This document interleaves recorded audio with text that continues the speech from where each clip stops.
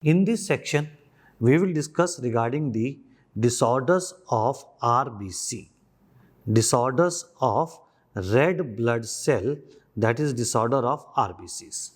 So before studying the anemia part, let us discuss the RBC index, red blood cell index.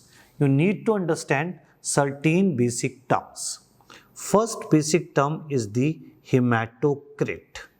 Hematocrit, which is also called as the packed cell volume. Packed cell volume, that is PCV. Right? How do we define hematocrit? Hematocrit is the percentage of RBCs by volume in blood. In blood. What is the volume of the RBCs in percentage in the total blood? That is the hematocrit. That is basically the hematocrit is percentage of RBCs by volume in the blood. Now, how do we calculate the hematocrit? You take the blood in a test tube and you centrifuge the blood. When you centrifuge the blood, the first slide shows basically you get is the hematocrit because RBC settle down below. RBC settle down below, this is the hematocrit. Above this is a buffy coat which is formed by the WBCs and the platelets, and above this basically is the plasma. Above this is the plasma. Normal value of hematocrit in the females is 37 to 47%. And in the males is 42 to 52%, right? In the females 37 to 47 and in the males it is 42 to 50%. Now what will happen in anemia? In anemia the total number of RBC will decrease. So in the anemia there is depressed hematocrit. The hematocrit is depressed. But what will happen in the polycythemia? In the polycythemia just reverse. So what you get is the elevated hematocrit. What you get is the elevated hematocrit, right? So you need to understand that this is the packed cell volume. This basically indicates the volume of RBCs in blood in percentage. Then second particularly thing is the mean corpuscular volume. Second RBC index is the mean corpuscular volume. In the short which you say, that is MCV. MCV. Now, packed cell volume is the volume of all RBC. And you come and ask me, sir, what is the volume of one RBC? Now, volume of one RBC will be called as what? That will be called as mean corpuscular volume. So, what we say here? This is the average volume. This is the average volume of one RBC. This is the average volume of the one RBC. Now, how to calculate this? This is equal to PCV divided by total RBC count. PCV divided by the total RBC count. The packed cell volume is the volume of total RBC. You divide it by total RBC count. So you will get the average volume of one RBC, right? And the normal range for this is 90 plus minus 8 femtoliters.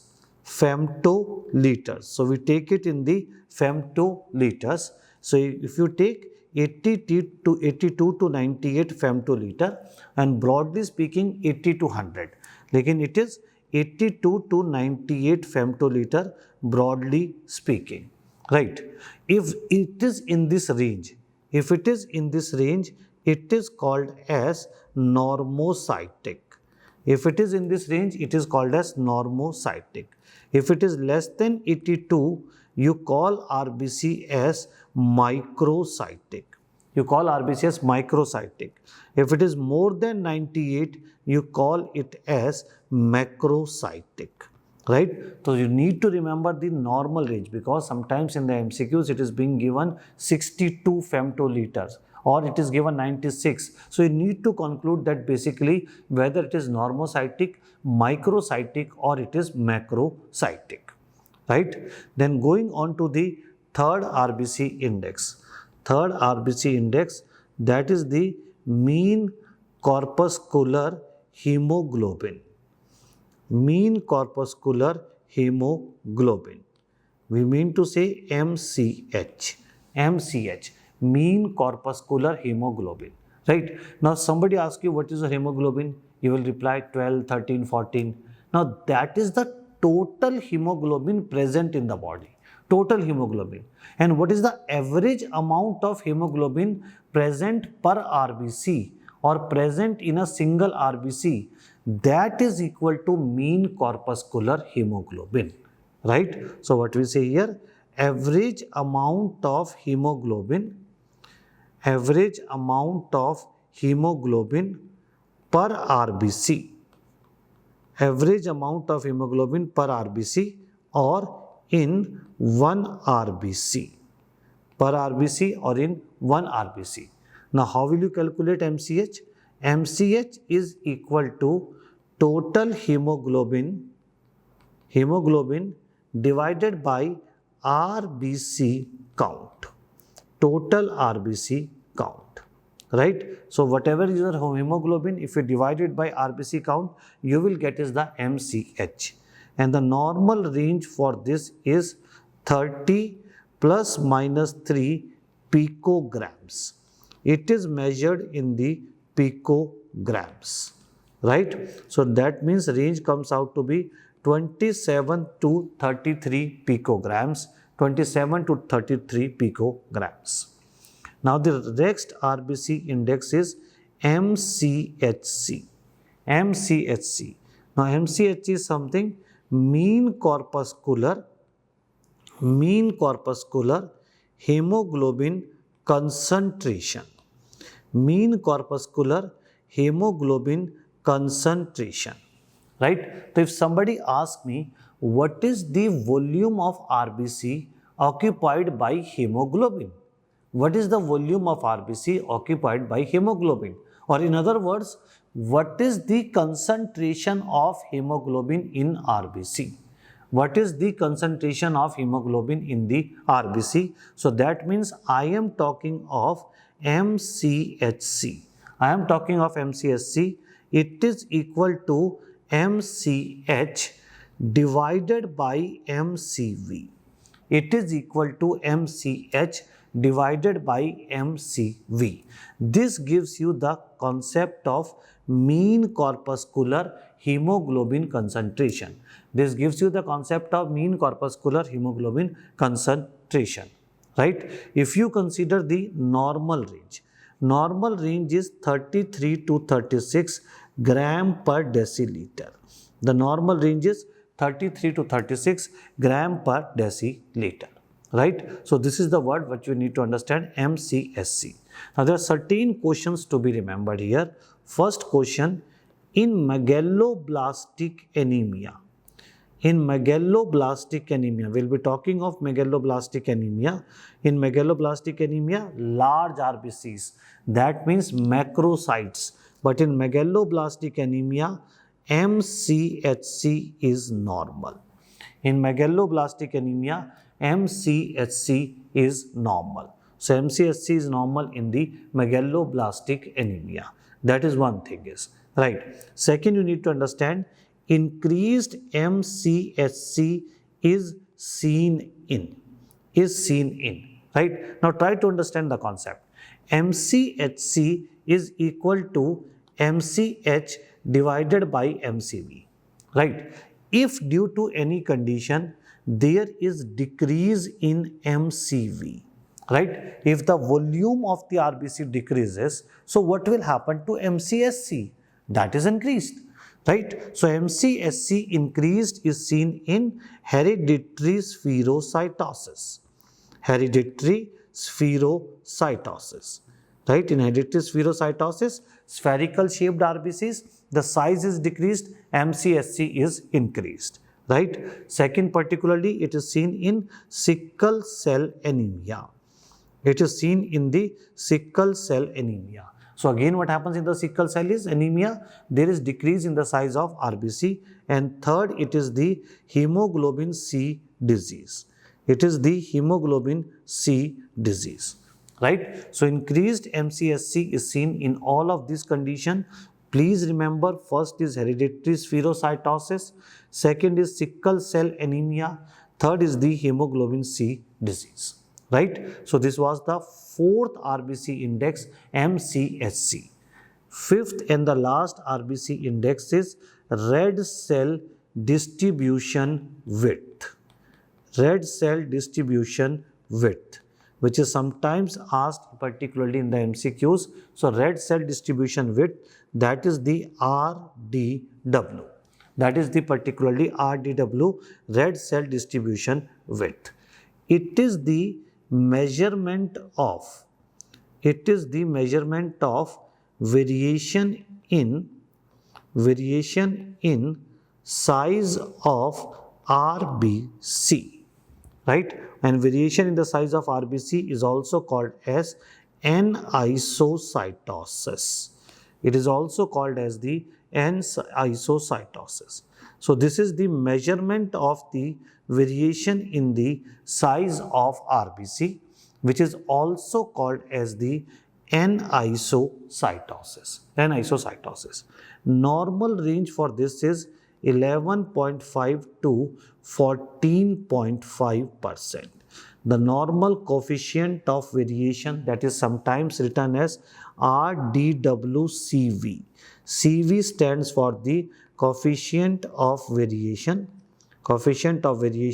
and it is particularly 11.5 to 14.5.